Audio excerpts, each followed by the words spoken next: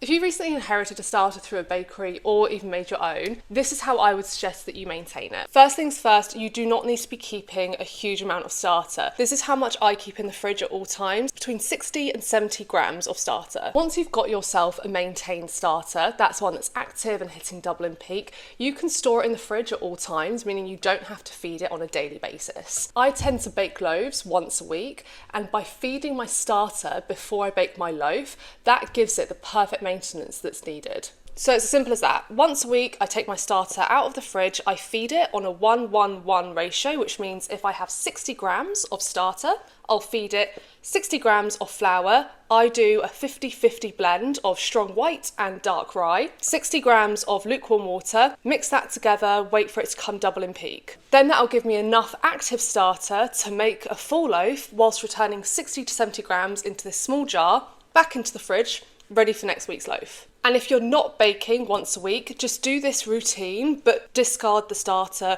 or you can make something with the discard like granola, crackers, biscotti, all of which I've posted on my Sourdough Sundays series before. The longest I would personally push my starter is 2, maybe 3 weeks without feeding, not on a regular basis. That's just if you've gone on holiday for a little while. So try to make sure that you're feeding it on a week-to-week basis, and then your starter will be perfectly maintained.